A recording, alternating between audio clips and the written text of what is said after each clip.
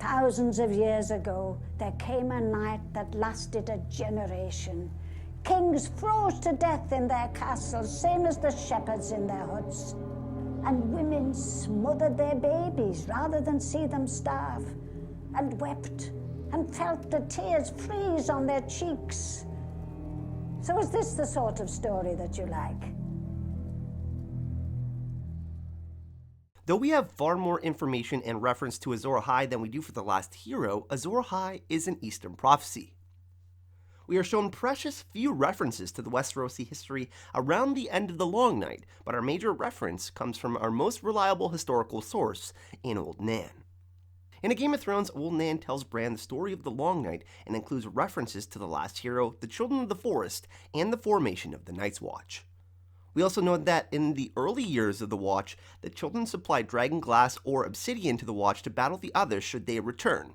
However, Sam finds only a single reference to how the Battle for the Dawn was won, and it refers to a dragonsteel sword being used by the last hero. Therefore, while we know the Night's Watch used obsidian, we can also speculate that the last hero had something very special, a sword unlike any other at the time.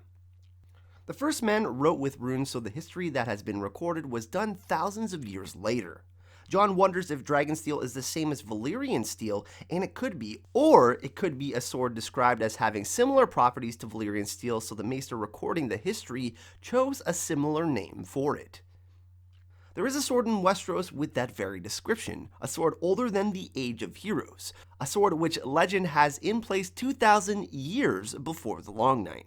That sword is Dawn, which is described as being as light and as sharp as Valyrian steel, but where Valyrian steel is smoky and dark, Dawn is as pale as milk glass. Could Azor Ahai be the legend that the last hero became as the news of the final battle for Dawn traveled to Essos? We have seen examples of how truth can be inflated into legend. When being sold into slavery, Jorah tells the truth about his history, but that truth becomes legend when the slaver tells the tale. Could the same be true for the last hero? We can examine the story of Lightbringer and identify how that legend could have been derived from the true history. First, it took Azor Ahai 3 attempts to forge Lightbringer. Dawn, on the other hand, was forged from the heart of a fallen star. Even the most skilled armorer would find it difficult to correctly forge a foreign metal into a functioning sword on the very first try. Multiple attempts would have to be made, taking many days of effort on the part of the smith. This could easily translate into 30 days, then 50 days, and finally 100 days of working. Secondly, the legend tells us that to temper the blade, Azor Ahai tried water, the heart of a lion, and finally the heart of his wife and his love.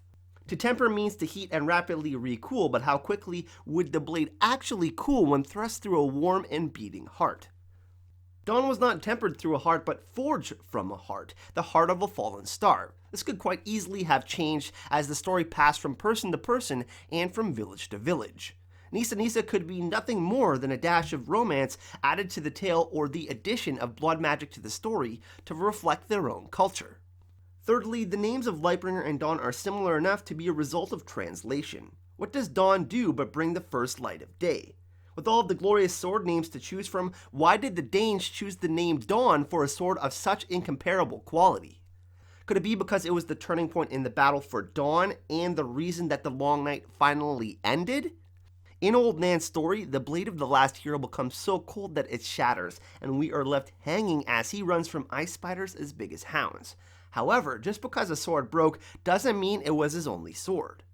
He must have had some sort of other weapon or acquired another weapon, as we are left to believe that the last hero survived somehow against ice spiders and the White Walkers. The idea that a sword by the name of Dawn will actually bring the dawn appears far too spot on for the depth of storytelling that George R. R. Martin gives us. However, it is also just like George to tell us the truth in a way we are sure to dismiss, to make us focus on the smoke and salt or the waking of the dragons from the earth, to direct us to a legend provided by a woman who has often been wrong and ignore what is told us to by a woman who has usually been right. But what could have been at the heart of the fallen star to give Dawn its strength and its appearance? Geologically, meteors are usually a combination of iron and rock with other minerals and other metals appearing usually in trace amounts, while obsidian is molten rock that is rapidly cooled. If Dawn is forged from the heart of a meteor, then there is probably some rock with whatever metal was at the heart. This would mean that through the forging and tempering process, some obsidian elements would be included in the final product.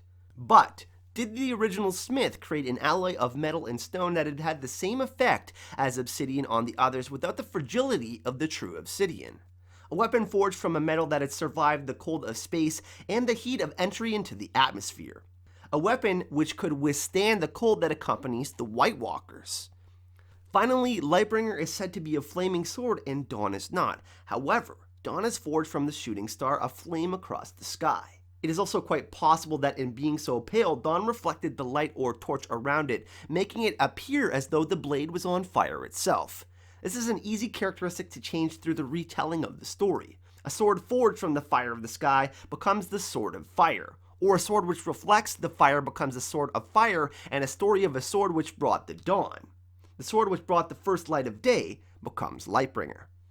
Azor Ahai will come again, but he or she should make a quick stop at Starfall before heading into battle, just to be safe. Be sure to let me know in the comment section what you think about The Last Hero and Azor Ahai. Has history changed the stories, or does George have us focused on an Eastern legend instead of Western history? I hope you all enjoyed this video. I am going to be continuing to look at Azor Ahai and The Last Hero, and in my next video, we are going to break down the Dragonglass cave scene from Season 7, so if you want to learn more about the Children of the Forest and the symbolism of the Song of Ice and Fire in the Game of Thrones, make sure you subscribe and hit that notification bell so you don't miss out on any of the upcoming videos. Thank you for all of the support, especially to all of those who have supported the channel on Patreon, and to those of you who have donated to the 2018 Con of Thrones GoFundMe. Thank you so much for watching. Hype and love.